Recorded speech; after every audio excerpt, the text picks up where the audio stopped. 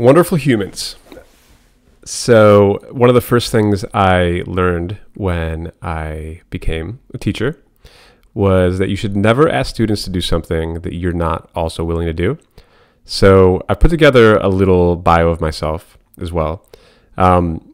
This is actually the first time I've ever taught a fully online course. And I think there's something kind of strange about, well, I'll just say one of my favorite things about teaching is the connections that I make with students, And it's interesting to have this role of being so, close to students in a certain way where you have some control over their future, by teaching them a subject and giving them a grade that goes on a transcript, but you actually never get to meet them face to face. So in lieu of that, I thought it would be nice to share at least a little bit about myself as you guys are sharing about yourself so that we can kind of make the connection real. So here it is, 5 essential things about Scott. You probably have a few questions already. Like, first, does this guy really want me to call him Scott? And the truth of the matter is, my first teaching job was at a school called High Tech High. And it's kind of this hippy-dippy school with this philosophy that teachers and students are in the learning experience together, and they're growing together, and they have something to learn from each other. And so if you want to foster that kind of a relationship, then you should drop the Mr. or drop the professor, right? So I still feel very comfortable with that. So if you would like to call me Scott, by all means you can. If you still prefer the reverent title professor, I'm okay with that also. I will let you go with whatever feels the most comfortable with you. Okay. The second thing you might be wondering is, holy crap, is that a sloth? And the answer is yes, this is a sloth. I met him about 2 years ago in Peru. And me and my partner were at a wild animal park, and we could just pick this fellow up, and he took to me. And you can even see that there's this little smile right there in his little face. And I thought it was the most precious, adorable thing that I'd ever experienced. And this picture is easily my favorite picture that exists of me in the world.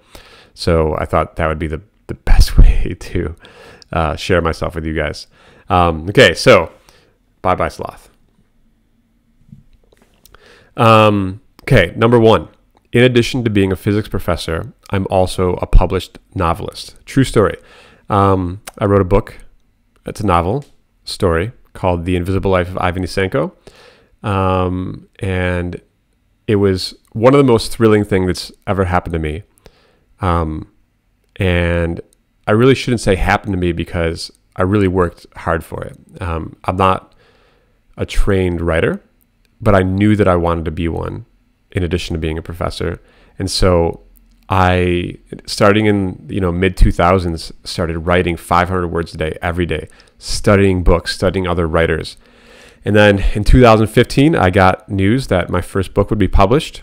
I'm in the middle right now of publishing my second book, but it's a little sketchy in COVID times. So we're waiting a little bit. But I think this is kind of a really beautiful lesson for students to share this little piece of myself, because it just goes to show that with enough passion and dedication and working smart at something, okay, you can make your dreams happen. And, as I said, I wasn't trained as a writer. I was trained as a physicist, right? And yet through dedication and hard work, I did this. And along the way, I got rejected 1,000 times. 1,000 times. And it's not an exaggeration, right? I would put in, I actually have a folder that's called Celebrations, and it's all my rejection letters that I got before I actually published this book. And so that, that's a powerful lesson in life, that you're going to get rejected. Achieving your dreams isn't easy. But if you stick with it, it can happen. So that's that. And we'll head to number 2. So one of my other passions is I work with Tibetan monks in India to establish science programs in their monasteries. This is also a very, very near and dear to my heart work, because for those of you who don't know, the Tibetan community in the world is struggling right now. In the 1950s, the Chinese government invaded Tibet, and it was very close to a genocide. And there's a huge exiled community in India right now that are trying to maintain their heritage and their customs and their their religion. They have this beautiful Buddhist religion, but they're also trying to modernize. And the Dalai Lama actually made a program that required Tibetan monks to learn science. And I was lucky enough to meet the guy who is the head of this program, and I begged him to let me work, and he agreed, and I've worked ever since, and it's been one of the great joys of my life. So if you guys have any questions about that, feel free to shoot me an email. Number 3, I love traveling, and I'm pretty obsessive about it. So obsessive that I've hit 6 of the 7 continents, including Antarctica. And this is a picture of me and my partner here in Antarctica. And you can see that little penguin in the background, of which we saw probably 500,000 on our trip to Antarctica. This was a lot of saving up. It wasn't cheap. But one of the most extraordinary experiences of my life. And I'm up to early 40s of countries, like I think 41 countries now. So if there's any other fellow travelers out there, I'd love to hear about it. Number 4, I'm a vegetarian, and I became a vegetarian in 1999 when I was on a study abroad to India. I think that's probably where my love for travel started, was I did a study abroad in India. And by the way, I encourage all of you guys in your college career to do a study abroad at some point, because man, it just opens up your eyes to the world. And so I was on a camel safari, and while we were on this camel safari, it was me, my friend, and a guide. And the guide passed this goat herder, and he went up to him and he started exchanging some words with him. And then he came back to us with an offer. And the offer was, for $5 each, we could buy a goat. And he would make us the most amazing goat curry that night by the fire in the middle of the desert. And me and my friend were like these huge, experience junkies. We're like, we don't say no to anything. So we're like, of course we're going to say yes to this. For $5 American, get our own goat and eat him for dinner. And then we had the little goat follow us 8 hours to our campsite. And I made the terrible mistake of naming him. I named him Rajib, the Indian goat. And my camel and him became very close friends, and so he was right next to me for the entire ride. And just being the most adorable, goat in the world, he's like, meh, meh, meh. And I started to love him, and the guide started to realize that I was, kind of falling for this goat. And so when it came time to slaughter him, he told us to go very far away, and I went very far away. And the problem, though, is you can still hear the sounds of a goat being sacrificed in the desert because there's nothing to absorb the sound. That's physics, by the way. And and so that was strike 1. I actually heard the whole thing happen, and it destroyed me, right? Strike 2 was we finally gathered around the campfire to eat dinner, and we were starving, right?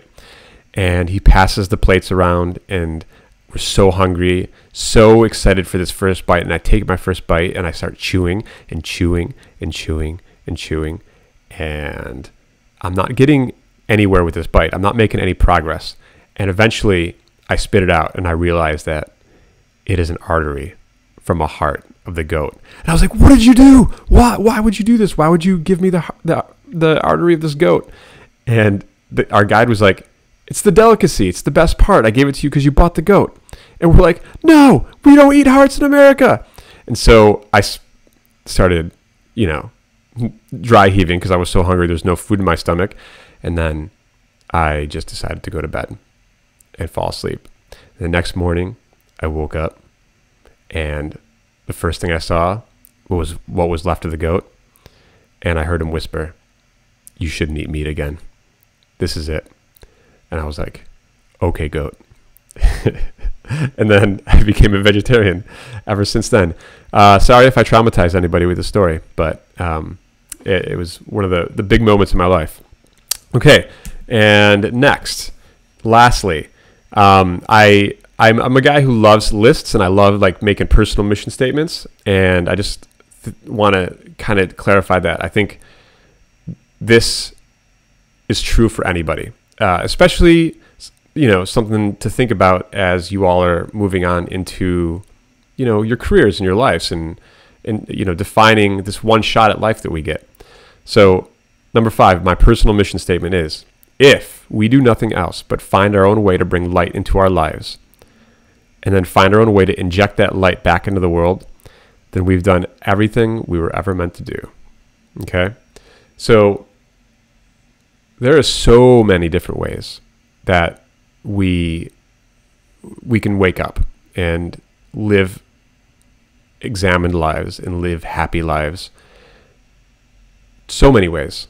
And I think a big part of life is just finding our own way to do that, right? A way that fits our own personalities and dispositions and passions. And then finding a way to inject that back in the world. And, I've personally found no better way to do that than teaching. And second to that, my favorite way to do it is writing. So I encourage you guys all to think about your own ways that you bring light into your life and how you might inject that light back into the world, especially as you become educated and start your careers. So that, guys, is me in a nutshell. And I look forward to getting to know all of you this semester and interacting with you, even if it's at a distance. And I wish you well.